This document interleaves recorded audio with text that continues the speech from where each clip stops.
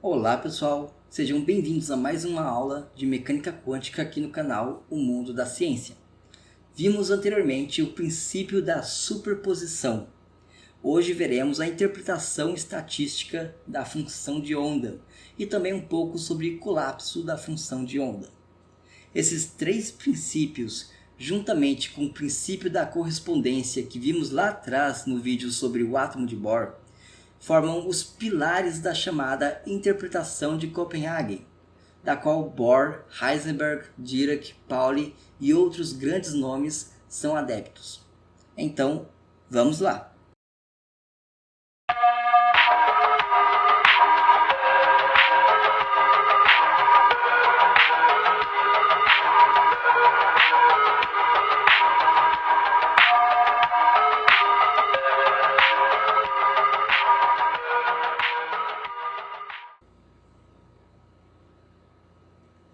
Sabemos pelo princípio da superposição que a função de onda pode ser escrita como combinações dos estados quânticos linearmente independentes que formam uma base do espaço de Hilbert. Mas em geral, a função de onda são funções complexas e que não possuem significado físico. Mas sabemos que se multiplicarmos uma função complexa ou um número complexo pelo seu complexo conjugado, obtemos um número real. Já fizemos essa operação no vídeo anterior, e essa operação se chama produto interno. Só lembrando que a função necessita de ser de quadrado integrável, para que a norma ao quadrado seja um número real.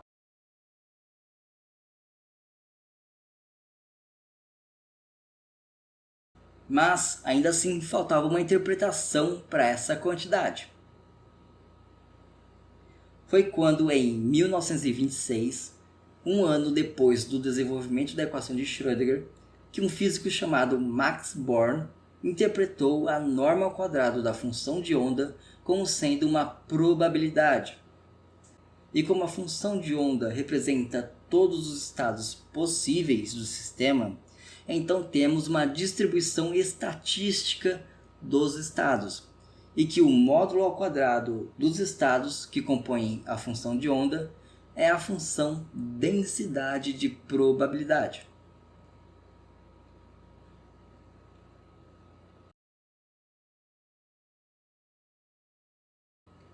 Vamos assumir que nossa função de onda é um estado estacionário. Essa escolha é bastante conveniente, pois quando tomamos a norma ao quadrado de um estado estacionário, vemos que ele não depende da parte temporal. Então, se a função de onda for combinação dos estados estacionários, a probabilidade dependerá somente de π de x. Então, para facilitar, vamos considerar somente a parte espacial.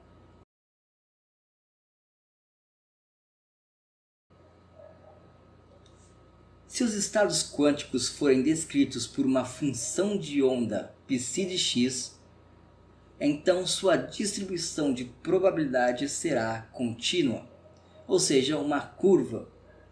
X é uma variável real contínua e a função de onda está distribuída espacialmente.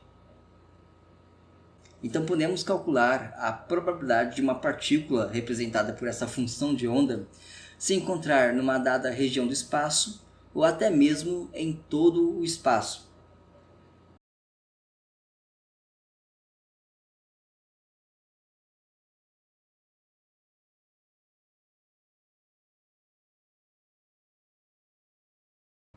Mas pode ocorrer do estado π ser escrito como uma série infinita de estados discretos. Então, nesse caso, teremos uma distribuição discreta de probabilidade, ou seja, um histograma. Os coeficientes Cn que acompanham os πn são chamados de amplitudes de probabilidade, e Cn ao quadrado vai nos dar a probabilidade de encontrar o sistema no estado πn.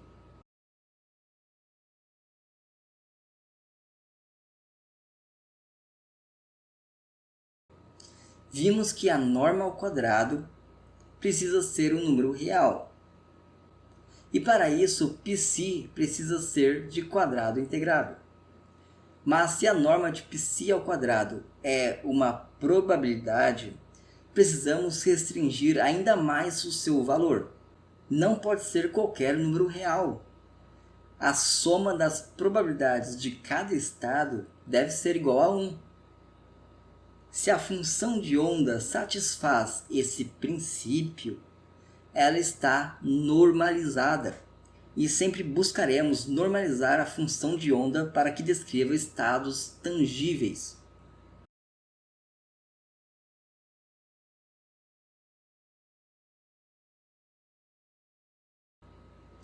Para finalizar, vamos falar um pouco sobre a equação de continuidade. Do mesmo modo que definimos densidade de probabilidade, podemos definir uma densidade de corrente de probabilidade, que define a propagação de probabilidade pelo espaço.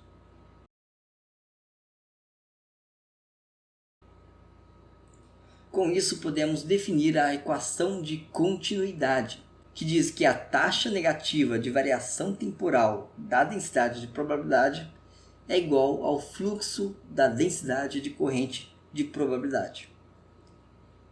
A equação de continuidade é bastante recorrente na física. Aparece em dinâmica dos fluidos, eletromagnetismo e outras áreas, e está ligado ao conceito de conservação. Por exemplo, lá em dinâmica dos fluidos, temos um cano onde passa um fluido, por exemplo, água.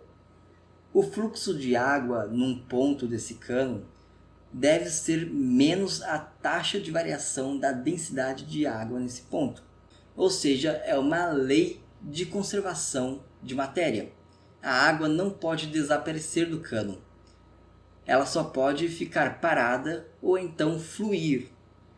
Mesma coisa para a probabilidade.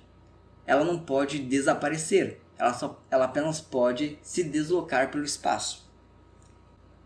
Tendo dito isso, sabemos então agora que a matéria em escala nanoscópica se comporta como uma onda de probabilidade e que o módulo ao quadrado de sua função de onda dá a densidade de probabilidade e que essa probabilidade se conserva.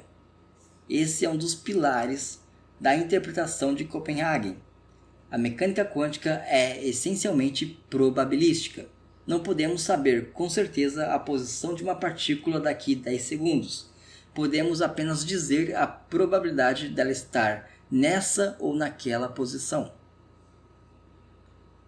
Como o vídeo está ficando longo, darei na próxima aula um exemplo que vai unificar tudo o que vimos nas últimas aulas e vai dar gancho para o que ainda veremos em aulas posteriores. Esse vídeo exemplo será tão importante que, ao invés de publicá-lo daqui 2 semanas, publicarei ele logo em seguida desse vídeo, aproveitando que o tema ainda está quente. Bem, então até daqui a pouco. Não se esqueça de curtir, compartilhar o vídeo e de se inscrever em nosso canal para acompanhar esse curso. Até logo!